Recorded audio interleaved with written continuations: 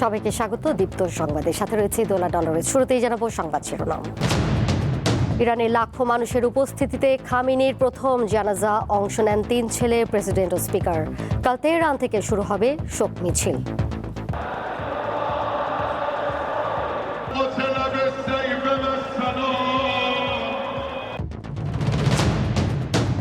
আওয়ামী লীগের বিরুদ্ধে মানবতা বিরোধী অপরাধের তদন্ত চলছে। অভিযোগ প্রমাণিত হলে নিষিদ্ধ হতে পারে দলটি, জানালেন চিফ প্রসিকিউটর। তদন্ত করার পরে যদি সংগঠন হিসেবে আওয়ামী লীগের বিরুদ্ধে প্রাথমিক অভিযোগ পাওয়া যায়, আমার কাছে রিপোর্ট যদি দাখিল করা হয়, আমি আন্তর্জাতিক অপরাধ ট্রাইব্যুনালের চিফ প্রসিকিউটর হিসেবে রিপোর্ট প্রাপ্তির সাপেক্ষে প্রয়োজনীয় ব্যবস্থা গ্রহণ করার সুযোগ আছে। সশস্ত্র বাহিনী পেশাদারত্ব বজায় রাখলে দেশের সার্বভৌমত্ব হুমকির মুখে পড়বে না, পিজিআরের প্রতিষ্ঠাবার্ষিকীর অনুষ্ঠানে বললেন প্রধানমন্ত্রী। সশস্ত্র বাহিনী যদি দেশপ্রেমে উদ্বুদ্ধ হয়ে কঠোর নিয়মবর্তিতা অনুসরণ এবং পেশাদারিত্ব বজায় রাখেন, তাহলে দেশের সার্বভৌমত্ব আর কখনোই হুমকির সম্মুখীন হবে না। জুলাইয়ের আকাঙ্ক্ষা বাস্তবায়নের গতি দিন দিন কমে আসছে। মত 24-এর শহীদ সাইফুলের স্ত্রীর প্রত্যাশা, মানুষের আত্মত্যাগ যেন বৃথা না যায়। তারা কেন আমাদের দিকে তাকাইলো না? আমাদের বাচ্চারা এতিম হয়েছে কিন্তু তাদের জন্য। তারা যদি আন্দোলন ডাক না দিত, আমাদের স্বজন ঘর থেকে কখনো বের হইতো না। এখন তাদের কাছে যাইতে গেলে আমাদের অ্যাপার্টমেন্ট নিতে হয়। অধ্যাপক আবুল কাশেম ফজলুল হক আর নেই। দুপুরে শেষ নিঃশ্বাস ত্যাগ করেন তিনি। আগামীকাল দুপুরে জানাজার পর শেষ শ্রদ্ধা।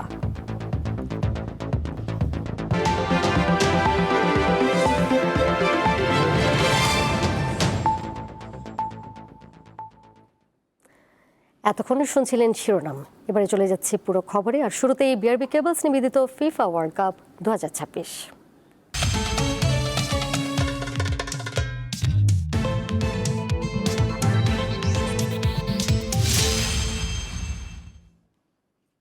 বিশ্বকাপের শেষ 16-এ আজ রাতে মাঠে নামছে 5 বারের বিশ্ব চ্যাম্পিয়ন ব্রাজিল, প্রতিপক্ষ নরওয়ে। নেইমারকে শুরু থেকে মাঠে দেখা যাবে কিনা তা নিশ্চিত করেননি কোচ কার্লো আনচেলোত্তি। কাগজে কলমে ব্রাজিল ফেভারিট হলেও প্রতিপক্ষকে হালকাভাবে নিচ্ছেন না তিনি। এই মহারণ হবে বাংলাদেশ সময় রাত 2টায়। বিশ্বকাপের ইতিহাসে ব্রাজিলের অর্জন যেখানে 5টি শিরোপা, সেখানে নরওয়ের কোনো বিশ্বকাপ সাফল্য নেই। তবে দু দলের মুখোমুখি পরিসংখ্যান ব্রাজিলের জন্য সুখর নয়। এখন পর্যন্ত 4 বারের দেখায় 2টি ম্যাচ জিতেছে নরওয়ে, বাকি 2টি ড্র হয়েছে। এই ম্যাচের অন্যতম আকর্ষণ দুই দলের আক্রমণ ভাগের 2 তারকা। ব্রাজিলের হয়ে আক্রমণের মূল দায়িত্ব থাকবে ভিনিসিয়াসের কাঁধে। পুরোপুরি ফিট না থাকায় নেইমারকে শুরু থেকে খেলানোর সম্ভাবনা কম, ফলে সেলেসাওদের সবচেয়ে বড় ভরসা এখন ভিনিসিয়াস। অন্যদিকে নরওয়ের আক্রমণের কেন্দ্রবিন্দু ম্যানচেস্টার সিটির স্ট্রাইকার আর্লিং হল্যান্ড, যার গোল করার ক্ষমতা ইউরোপীয় দলটির সবচেয়ে বড় শক্তি। ব্রাজিল কোচ কার্লো আনচেলোত্তি নিশ্চিত করেছেন হ্যামস্ট্রিং চোটের কারণে লুকাস পাতেকা খেলতে পারছেন না। তবে স্বস্তির খবর, 2 সপ্তাহ পর অনুশীলনে ফিরেছেন রাফিনিয়া। পুরোপুরি ফিট না হলেও বেঞ্চে থাকবেন এবং প্রয়োজনে কিছু সময় মাঠে নামবেন। নরওয়ের সবচেয়ে বড় অস্ত্র আর্লিং হল্যান্ডকে নিয়েও সতর্ক ব্রাজিল। আনচেলোত্তির ভাষায়, হল্যান্ডকে নতুন করে চেনানোর দরকার নেই। তার ডিফেন্ডাররা জানেন কিভাবে বিশ্বের অন্যতম সেরা এই স্ট্রাইকারকে সামলাতে হয়।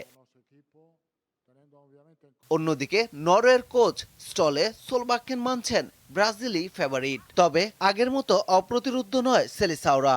নিজেদের সেরা খেলাটা খেলতে পারলে ব্রাজিলকে হারানো সম্ভব বলেও আত্মবিশ্বাস তার। হল্যান্ডের প্রশংসা করে সোলবাকেন বলেন, তার দল জানে কিভাবে গোল মেশিনকে কার্যকরভাবে ব্যবহার করতে হয়। যুক্তরাষ্ট্রের নিউ জার্সিতে ম্যাচ শুরু হবে বাংলাদেশ সময় রাত 2টায়। পারভেজ খোকন, দীপ্ত স্পোর্টস। যাচ্ছে পরের প্রসঙ্গে। ইরানের রাজধানী তেহরানে দেশটির প্রয়াত সর্বোচ্চ নেতা আয়াতুল্লাহ আলী খামেনির প্রথম জানাজা অনুষ্ঠিত হয়েছে। আজ সকালে লাখো মানুষ জানাজায় অংশ নেন। এছাড়া খামেনির 3 ছেলে, ইরানের প্রেসিডেন্ট ও স্পিকার সহ সরকারের শীর্ষস্থানীয় কর্মকর্তারাও উপস্থিত ছিলেন জানাজায়। আগামীকাল তেহরান থেকে শুরু হবে শোক মিছিল। লাখো মানুষের সমাগম ইরানের রাজধানী তেহরানের গ্র্যান্ড ইমাম খোমেনি মুসাল্লায়। অশ্রু সজল চোখে চলছে শ্রদ্ধা আর প্রতিশোধের অঙ্গীকারে ঘেরা এক ঐতিহাসিক বিদায় পর্ব। 7 দিনব্যাপী আনুষ্ঠানিক শোক ও দাফন প্রক্রিয়ার দ্বিতীয় দিনেও বিশ্বের বিভিন্ন প্রান্ত থেকে মানুষ এসে জড়ো হতে থাকেন বিশাল এই ধর্মীয় কমপ্লেক্সে। রোববার স্থানীয় সময় সকাল 8টায় এখানে অনুষ্ঠিত হয় দেশটির প্রয়াত সর্বোচ্চ নেতা আয়াতুল্লাহ আলী খামেনির প্রথম জানাজা। প্রয়াত সর্বোচ্চ নেতা ও তার পরিবারের 4 সদস্যের জানাজায় ইমামতি করেন দেশটির অন্যতম জ্যেষ্ঠ ধর্মীয় ব্যক্তিত্ব আয়াতুল্লাহ জাফর সোবহানি। জানা যায় ইরানের প্রেসিডেন্ট, পার্লামেন্টের স্পিকার এবং বিচার বিভাগের প্রধান সহ শীর্ষ ব্যক্তিরা উপস্থিত ছিলেন। আরও উপস্থিত ছিলেন খামেনির 3 ছেলে মাসুদ, মাইসাম ও মোস্তফা। তবে অসুস্থতা ও নিরাপত্তাজনিত কারণে বর্তমান সর্বোচ্চ নেতা মোস্তফা আলী খামেনি বাবার জানাজায় অংশ নিতে পারেননি। নারী থেকে প্রবীণ সবার গন্তব্য ছিল একটাই, অনেকের হাতে ছিল ইরানের পতাকা, আয়াতুল্লাহ খামেনির প্রতিকৃতি, পবিত্র কোরআন এবং কালো শোকের পতাকা। এ সময় বিভিন্ন স্থানে লাউডস্পিকারে পবিত্র কোরআন তেলাওয়াত, শোক সঙ্গীত ও বিপ্লবী সঙ্গীত সম্প্রচার করা হয়, যা পুরো নগরীতে এক গভীর শোকাবহ আবহ তৈরি করে। ঘোষণা অনুযায়ী সোমবার রাজধানী জুড়ে শোক মিছিল হবে। মঙ্গলবার খামেনির কফিন নিয়ে যাওয়া হবে কোম নগরীতে। এরপর বুধবার কফিন নেওয়া হবে প্রতিবেশী দেশ ইরাকে। শোক যাত্রা হবে নাজাফ ও কারবালা শহরেও। অনুষ্ঠিত হবে জানাজা। এরপর বৃহস্পতিবার কফিন ফিরিয়ে এনে ইরানের মাশহাদ শহরে আয়াতুল্লাহ আলী খামেনিকে দাফন করা হবে। বিশ্বের 2টি শক্তিশালী সামরিক বাহিনীর বিরুদ্ধে ব্যয়বহুল এক যুদ্ধ এবং কয়েক দশকের চরম অর্থনৈতিক সংকট সত্ত্বেও তেহরান খামেনিকে বিদায় জানাতে খরচের কোনো কমতি রাখছে না। ধর্মীয় প্রতীকে ঘেরা এই বিশাল অনুষ্ঠান এমন সময়ে আয়োজন করা হয়েছে যা যুক্তরাষ্ট্রের 250তম স্বাধীনতা দিবস উদযাপনের সময়ের সঙ্গে মিলে গেছে। জনসংখ্যা অনুপাতে বিশ্বের সবচেয়ে বড় জানাজা হিসেবে আজও স্মরণীয় হয়ে আছে ইরানের ইসলামী বিপ্লবের নেতা আয়াতুল্লাহ রুহুল্লাহ খোমেনির জানাজা, যা জায়গা করে নিয়েছে গিনেস ওয়ার্ল্ড রেকর্ডসে। তেহরানের 32 কিলোমিটার দীর্ঘ পথে সারিবদ্ধভাবে দাঁড়িয়েছিল 1 কোটির বেশি মানুষ। তবে আলী খামেনির জানাজায় 2 কোটি মানুষের সমাগমের দাবি জানিয়েছে ইরান। এর মাধ্যমে নতুন ইতিহাস গড়তে যাচ্ছে দেশটি। ইশরাত সুমা, দীপ্ত বার্তা কক্ষ। এবারে দেশের খবর। মানবতাবিরোধী অপরাধের অভিযোগে আওয়ামী লীগের বিরুদ্ধে তদন্ত চলছে। বিচারে অভিযোগ প্রমাণিত হলে দলটি নিষিদ্ধ হতে পারে বলে জানিয়েছেন আন্তর্জাতিক অপরাধ ট্রাইব্যুনালের চিফ প্রসিকিউটর আমিনুল ইসলাম। বলেন, আওয়ামী লীগের বিচার হলে সংগঠনের সভাপতি হিসেবে শেখ হাসিনাও বিচারের আওতায় আসবেন। রাজনৈতিক দল হিসেবে আওয়ামী লীগের বিচার দাবি করেছি আমরা, আপনারা দাবি করেছেন, তদন্ত পরিচালিত হচ্ছে ইনশাআল্লাহ। শনিবার রাজধানীর আগারগাঁওয়ে বাংলাদেশ চীন মৈত্রী সম্মেলন কেন্দ্রে জুলাই জাতীয় সম্মেলনে স্বরাষ্ট্রমন্ত্রী আওয়ামী লীগের বিচারের বিষয়ে বক্তব্য দেন। এটি যে শুধু কথার কথা নয় তা জানালেন আন্তর্জাতিক অপরাধ ট্রাইব্যুনালের চিফ প্রসিকিউটর। রবিবার বিষয়টি নিয়ে তিনি সাংবাদিকদের সঙ্গে কথা বলেন। তারা একদিকে যেমন সরকারের থেকে নানান বাহিনীর মধ্য দিয়ে মানুষের জানমালের ক্ষতি করেছে, সংগঠন হিসাবে একইভাবে তারা এই দেশের সকল গণতান্ত্রিক ব্যবস্থা, সকল স্বাভাবিক যে বিষয়, তারা এগুলো তো নষ্ট করেছে। তো সেই কারণে এবং সবচেয়ে বড় যে ভূমিকা রেখেছে যে তারা গত জুলাই আন্দোলনে নির্বিচারে ছাত্র জনতার উপর তাদের একদিকে তাদের সরকারের বিভিন্ন বাহিনীকে লেলিয়ে দিয়েছে, অন্যদিকে তাদের সাংগঠনিকভাবে তাদের ছাত্রলীগ, যুবলীগ, মূলদল তারা জনগণের জানমালের উপর আক্রমণ করে হতাহতের ঘটনা ঘটিয়েছে। আওয়ামী লীগের বিরুদ্ধে অভিযোগ প্রমাণিত হলে দলটির ভবিষ্যৎ কি হবে তাও জানালেন চিফ প্রসিকিউটর। সংগঠন হিসেবে আওয়ামী লীগের বিরুদ্ধে বিচার হবে কি হবে না সেই বিষয়ে আমাদের সংস্থা তারা তদন্ত করছে। তদন্ত করার পরে যদি সংগঠন হিসেবে আওয়ামী লীগের বিরুদ্ধে প্রাথমিক অভিযোগ পাওয়া যায়, আমার কাছে রিপোর্ট যদি দাখিল করা হয়, আমি আন্তর্জাতিক অপরাধ ট্রাইব্যুনালের চিফ প্রসিকিউটর হিসেবে রিপোর্ট প্রাপ্তির সাপেক্ষে প্রয়োজনীয় ব্যবস্থা গ্রহণ করার সুযোগ আছে। এবং আপাতত আপনাদের অবগতির জন্য জানাচ্ছি যে এই বিষয়ে আমাদের তদন্ত সংস্থায় তদন্ত চলমান আছে। সন্ত্রাস বিরোধী আইনে বর্তমানে আওয়ামী লীগের কার্যক্রম নিষিদ্ধ রয়েছে। Thank you. মাহিদুর রহমান, দীপ্ত সংবাদ, ঢাকা। প্রধানমন্ত্রী তারেক রহমান বলেছেন, সশস্ত্র বাহিনী দেশপ্রেমে উদ্বুদ্ধ থেকে পেশাদারত্ব বজায় রাখলে দেশের সার্বভৌমত্ব আর কখনোই হুমকির মুখে পড়বে না। আজ ঢাকা সেনানিবাসে প্রেসিডেন্ট গার্ড রেজিমেন্ট PGR এর প্রতিষ্ঠা বার্ষিকীর অনুষ্ঠানে তিনি কথা বলেন। সমসাময়িক চ্যালেঞ্জ মোকাবিলায় এই বাহিনীকে আরও আধুনিক ও প্রযুক্তি নির্ভর করার উপর জোর দেন সরকার প্রধান। প্রেসিডেন্ট গার্ড রেজিমেন্ট PGR রাষ্ট্রপতি নির্বাহী অফিসের অধীন পরিচালিত বাংলাদেশ সেনাবাহিনীর একটি বিশেষায়িত ও অভিজাত রেজিমেন্ট। 1975 সালের 5 জুলাই প্রতিষ্ঠিত এই বাহিনীর প্রধান কাজ হল রাষ্ট্রপতি, প্রধানমন্ত্রী এবং আমন্ত্রিত বিদেশি ভিআইপিদের সর্বোচ্চ নিরাপত্তা নিশ্চিত করা। PGR এর 51তম প্রতিষ্ঠা বার্ষিকী উপলক্ষে রবিবার ঢাকা সেনানিবাসে এই বাহিনীর সদর দপ্তরে আয়োজিত অনুষ্ঠানে যোগ দেন প্রধানমন্ত্রী তারেক রহমান। এ সময় সেনাপ্রধান জেনারেল ওয়াকারুজ্জামান সহ ঊর্ধ্বতন কর্মকর্তারা উপস্থিত ছিলেন। দিবসটি ঘিরে PGR সদস্যদের সঙ্গে শুভেচ্ছা বিনিময় করেন প্রধানমন্ত্রী। পরে PGR সদস্যদের উদ্দেশ্যে বক্তব্য রাখেন সরকারের প্রধান নির্বাহী। PGR এর প্রতিষ্ঠা বার্ষিকীর এই দিনে আমার জীবনের সবচেয়ে শোকাবহ এবং হৃদয় বিতরক ঘটনা আমার পিতা বাংলাদেশের স্বাধীনতার ঘোষক প্রেসিডেন্ট জিয়াউর রহমানের শাহাদাতের কথা মনে পড়ছে। সময়ের সঙ্গে তাল মেলাতে এই বাহিনীকে আরও বেশি প্রযুক্তি বান্ধব করার উপর গুরুত্ব আরোপ করেন প্রধানমন্ত্রী। প্রচলিত চ্যালেঞ্জের বাইরেও বর্তমানে আর্থসামাজিক, ভূ রাজনৈতিক পরিস্থিতি এবং তথ্য প্রযুক্তির অবাধ বিকাশের ফলে বহুমাত্রিক নিরাপত্তা চ্যালেঞ্জ তৈরি হয়েছে। সাইবার যুদ্ধ, ইলেকট্রনিক ওয়ারফেয়ার, ড্রোন যুদ্ধ কিংবা তথ্য যুদ্ধ, এইসব নতুন নতুন ক্ষেত্রগুলো কোনোভাবেই উপেক্ষা করার সুযোগ নেই। এইসব বহুমাত্রিক চ্যালেঞ্জ মোকাবেলায় শুধুমাত্র PGR-ই নয়, প্রতিটি বাহিনীকেই আধুনিক এবং সময় উপযোগী প্রশিক্ষণের মাধ্যমে নিজেদেরকে সার্বক্ষণিক প্রস্তুত রাখা অত্যন্ত জরুরি। তিনি বলেন, সশস্ত্র বাহিনী দেশের সার্বভৌমত্ব, জনগণের সাহস ও গৌরবময় ইতিহাসের সঙ্গে অবিচ্ছিন্নভাবে জড়িয়ে রয়েছে। সশস্ত্র বাহিনী যদি দেশপ্রেমে উদ্বুদ্ধ হয়ে কঠোর নিয়মবর্তিতা অনুসরণ এবং পেশাদারিত্ব বজায় রাখেন, তাহলে দেশের সার্বভৌমত্ব আর কখনোই হুমকির সম্মুখীন হবে না বলে আমি বিশ্বাস করি, ইনশাআল্লাহ। নিরাপত্তা কৌশল যাতে সরকার প্রধানকে জনগণ থেকে দূরে ঠেলে না দেয়, সেদিকে বিশেষভাবে লক্ষ্য রাখার উপর গুরুত্ব আরোপ করেন প্রধানমন্ত্রী। নিরাপত্তা কৌশল যাতে সরকার প্রধান থেকে জনগণ থেকে দূরে ঠেলে না দেয়, সেদিকে বিশেষভাবে লক্ষ্য রাখার জন্য আমি আপনাদের প্রতি বিশেষভাবে আহ্বান জানাই। সঞ্জিদা প্লাবনী, দীপ্ত সংবাদ, ঢাকা। যুক্তরাষ্ট্রের 250তম স্বাধীনতা দিবস উপলক্ষে দেশটির প্রেসিডেন্ট ডোনাল্ড ট্রাম্পকে শুভেচ্ছা জানিয়েছেন, চিঠি দিয়েছেন প্রধানমন্ত্রী তারেক রহমান।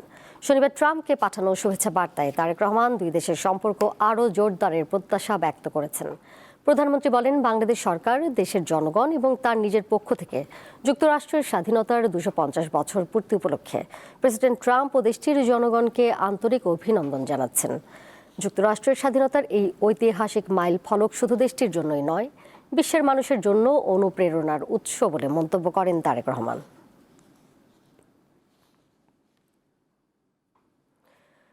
সরকারি যে কোনো অনুষ্ঠানে ব্যবহৃত ব্যানার, ফেস্টুন ও বিলবোর্ডে প্রধানমন্ত্রীর ছবি ব্যবহার সম্পূর্ণ নিষিদ্ধ করেছে সরকার। একই সঙ্গে প্রচারণামূলক উপকরণের নকশায় অনুষ্ঠানের উদ্দেশ্য, বার্তা ও বিষয়বস্তুকে সর্বোচ্চ গুরুত্ব দেওয়ার নির্দেশনা দেওয়া হয়েছে। আজ মন্ত্রিপরিষদ বিভাগের সাধারণ অধিশাখা থেকে জারি করা এক পরিপত্রে এ নির্দেশনা দেওয়া হয়। এতে বলা হয়েছে, সরকারি অনুষ্ঠানের ব্যানার, ফেস্টুন বা বিলবোর্ডে 3D কিংবা অন্য কোনো আঙ্গিকে প্রধানমন্ত্রীর ছবি ব্যবহার করা যাবে না। পরিপত্রে মন্ত্রিপরিষদ বিভাগ বিষয়টিকে অত্যন্ত গুরুত্বের সঙ্গে বিবেচনার আহ্বান জানিয়ে সংশ্লিষ্ট সব মন্ত্রণালয়, বিভাগ, দপ্তর, সংস্থা এবং মাঠ পর্যায়ের কর্মকর্তাদের এই নির্দেশনা যথাযথভাবে বাস্তবায়নের অনুরোধ জানিয়েছে।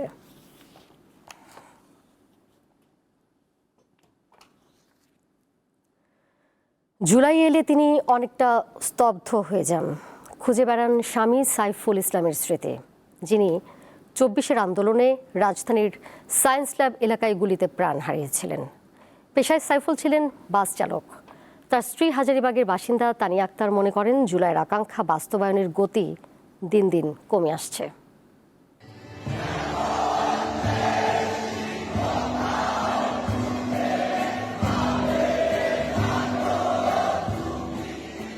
জুলাই ক্যালেন্ডারে শুধু একটি মাস নয়, এটি রক্তে লেখা এক গণ অভ্যুত্থানের নাম। 2024 সালের এই মাসে যখন লাখো কণ্ঠে উচ্চারিত হচ্ছিল অধিকার, ন্যায় ও পরিবর্তনের দাবি,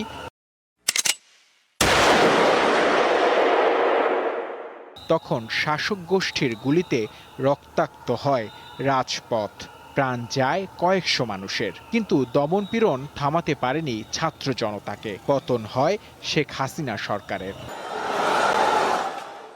সময় গড়িয়েছে, কিন্তু স্বজন হারানো বেদনা আজও রয়ে গেছে অনেকের মনে। তেমনি একজন রাজধানীর হাজারীবাগের বাসিন্দা তানিয়া আক্তার জুলাই আন্দোলনের সময় সায়েন্স ল্যাব মোড়ে স্বামী সাইফুল ইসলামকে হারিয়েছেন। 4 বছর বয়সী 2 যমজ ছেলে সহ 4 সন্তানের এই জননী স্বামীর কথা স্মরণ করে আজও বাক রুদ্ধ হয়ে পড়েন। 5 আগস্টে ঘরে সকাল থেকে ঘরেই ছিল, ওদিন আর বেরোতে সুযোগ পায় না। বাচ্চারা অসুস্থ, আমি বাসায় কাজ করতেছি, তা সুযোগ পায় না, বের হয় না। যখন হাসিনার পতন হয়েছে, শুনছে যে হাসিনা পালায় গেছে, তখন বেলা 3টা বাজে। তখন ওদের খাওয়াইছে, নিজেই খাওয়াইছে, ওদেরকে খাওয়াইয়া নিজেই ঘুম পাড়েছে। ওইটাই আমার বাচ্চাদের জীবনের বাবার কোলে শেষ ঘুম ছিল। বাপ ছেলে একসাথেই গেছে। তা আমার ছেলে আর বীরের ভিতরে হারায় ফেলাইছে, মানে খুঁজা পায় না, পরে আর মোবাইল ছিল না, ফোনও দিতে পারে না।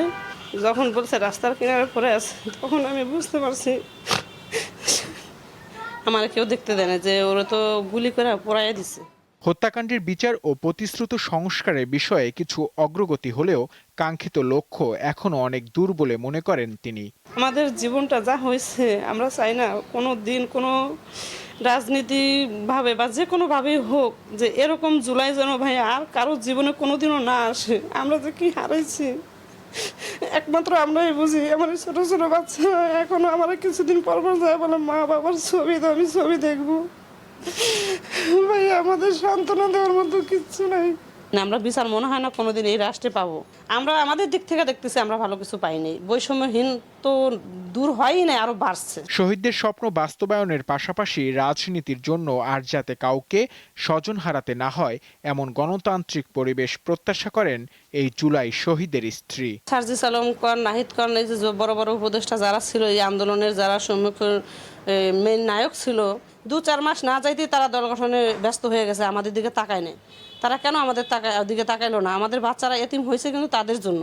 তারা যদি আন্দোলন ডাক না দিত, আমাদের স্বজন ঘর থেকে কখনো বের হইতো না। এখন তাদের কাছে যাইতে গেলে আমাদের অ্যাপার্টমেন্ট নিতে হয়। আমরা হারাইছি, আমরাই বুঝতেছি।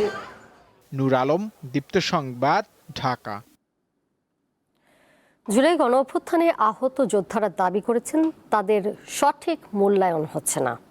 বিষয়টি নিয়ে কি ভাবছেন সাধারণ মানুষ? দীপ্ত টিভির নিয়মিত আয়োজন জনতার কথায় আজ থাকছে সেই প্রসঙ্গ।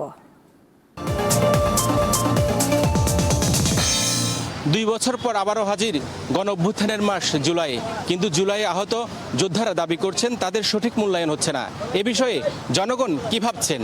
দেশকে আমাদের সত্যি বুকটা ফেটে যায় যে ওই সময় যে ছেলেগুলা যেভাবে জীবন দিয়েছে তারা, এবং কোনো কিছুর ব্যয় করেনি তারা, শুধু দেশকে মুক্ত করার জন্য, সত্যিকারভাবে দাঁড়ানোর জন্য, তাদের স্বাধীন যে মত প্রকাশ করার জন্য যেভাবে তারা কথা বলেছে বা জীবন দিয়েছে, সেই মূল্যায়ন তাদের হচ্ছে না। এখন কিছু লোক আবার সেই সুবিধাভোগী আগে যেভাবে ছিল সেইভাবেই দেশটা চলতেছে। না, আমি মনে করছি তাদের জন্য সরকারের এগিয়ে আসা উচিত, এবং যারা আহত হয়েছে বা যারা শহীদ হয়েছে তাদের পাশেও থাকা উচিত। তাদের জন্য সরকারের কিছু করা উচিত। আসলে তাদের কারণেই তারেক রহমান সাহেব আজকে প্রধানমন্ত্রী হতে পারছে।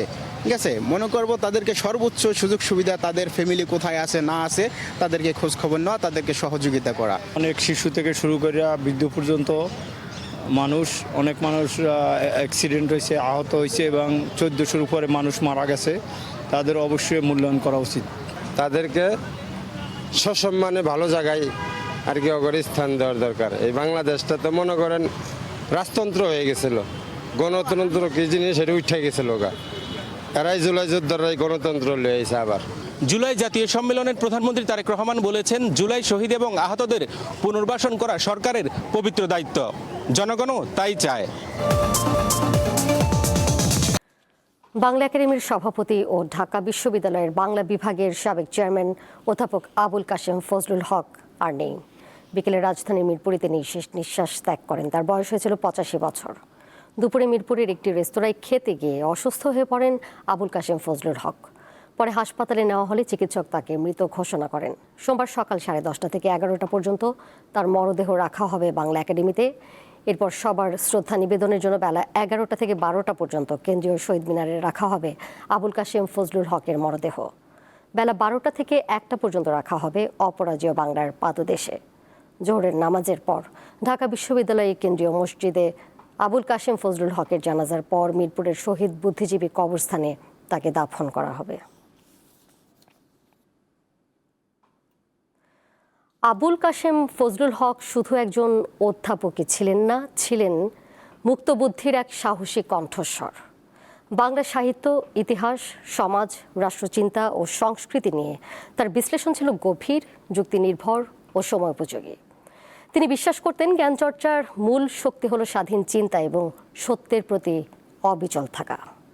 ব্রিটিশ গভর্নমেন্ট ডিক্লারেশন দিয়েছিল আরও কয়েক বছর আগেই যে আমরা ভারতে আর শাসন কার্য চালাতে চাই না। মানুষের জীবন একদিন থেমে যায়, কিন্তু কিছু কিছু মানুষের চিন্তার সময়কে অতিক্রম করে বেঁচে থাকে। তেমনি একজন অধ্যাপক আবুল কাশেম ফজলুল হক। তার বই, ভাবনা ও আদর্শ বছরের পর বছর পথ দেখাবে প্রজন্ম থেকে প্রজন্মকে। বেগম রোকেয়া এস ওয়াজেদ আলী।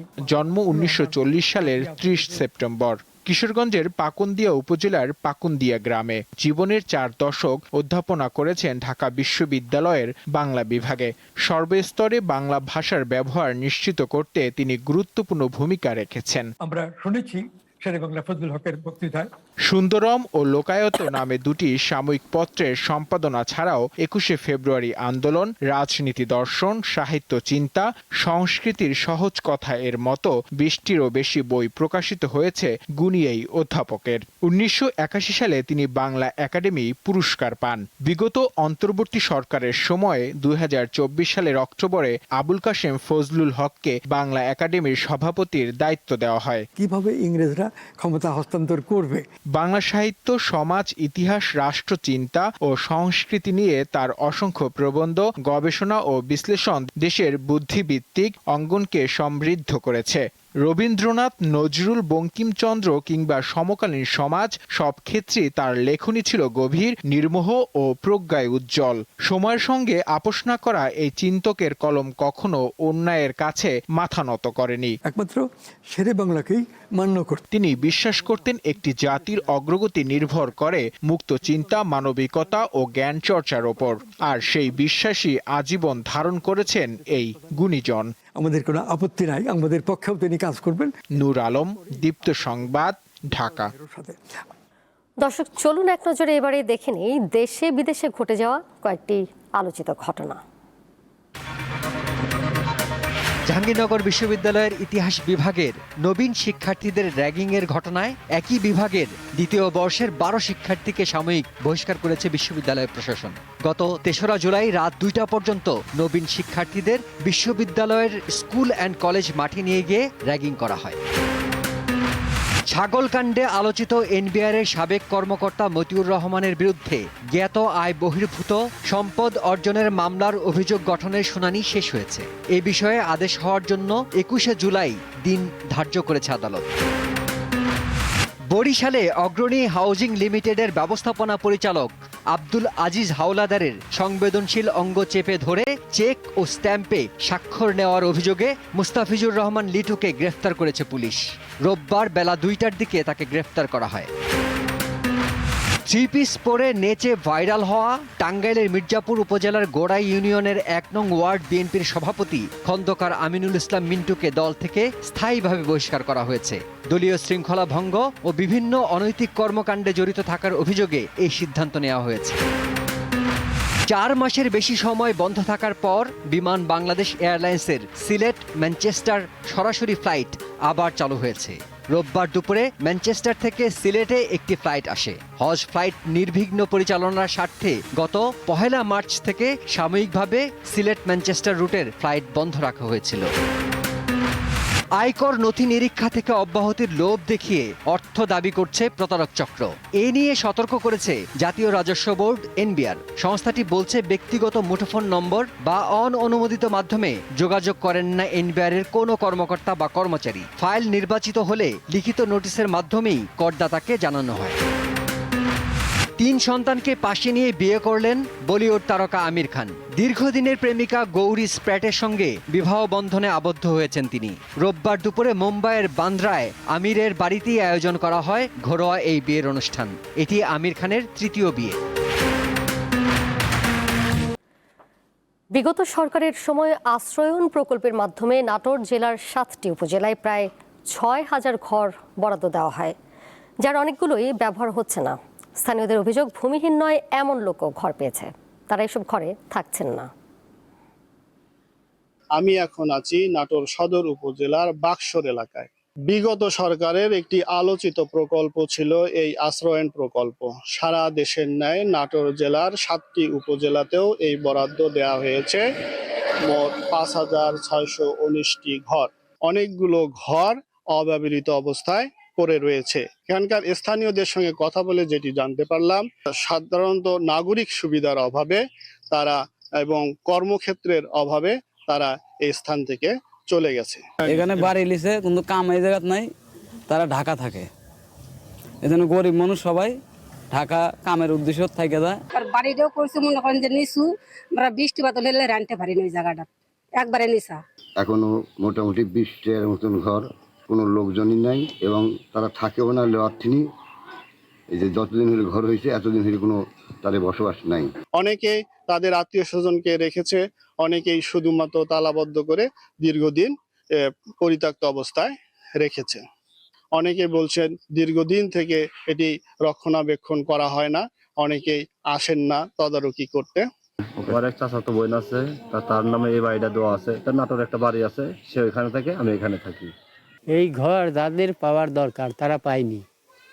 তাদের জমি জমা আছে, বাড়িও আছে, কিন্তু তারা দখল করে চলে গেছে আর আসে না।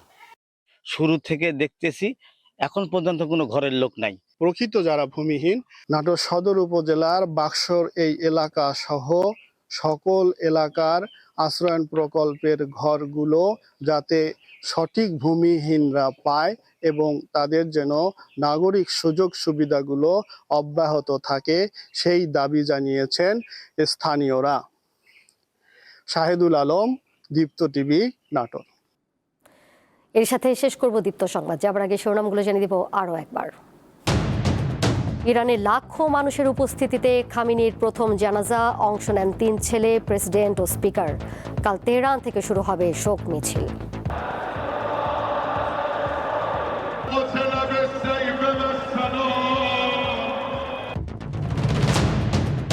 আওয়ামী লীগের বিরুদ্ধে মানবতা বিরোধী অপরাধের তদন্ত চলছে, অভিযোগ প্রমাণিত হলে নিষিদ্ধ হতে পারে দলটি, জানালেন চিফ প্রসিকিউটর। তদন্ত করার পরে যদি সংগঠন হিসেবে আওয়ামী লীগের বিরুদ্ধে প্রাথমিক অভিযোগ পাওয়া যায়, আমার কাছে রিপোর্ট যদি দাখিল করা হয়, আমি আন্তর্জাতিক অপরাধ ট্রাইব্যুনালের চিফ প্রসিকিউটর হিসেবে রিপোর্ট প্রাপ্তির সাপেক্ষে প্রয়োজনীয় ব্যবস্থা গ্রহণ করার সুযোগ আছে।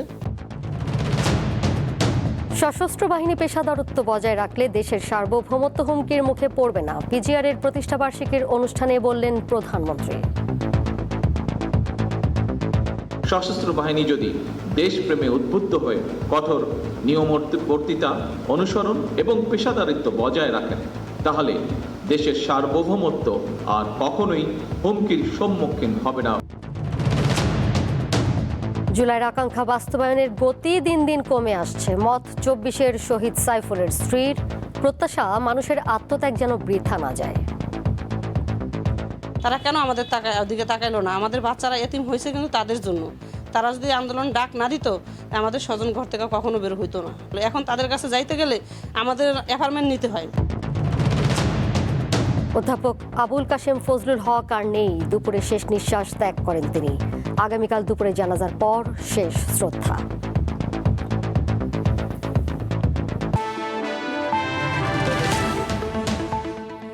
এই ছিল এখনকার মতো। এর সাথে বিদায় নিচ্ছি আমি দোলা ডলরেস। আরও তথ্য এবং বিনোদনের নানা খবরাখবর জানতে যুক্ত থাকুন দীপ্তর ডিজিটাল প্ল্যাটফর্মে। সবাইকে ধন্যবাদ এতক্ষণ সাথে থাকার জন্য।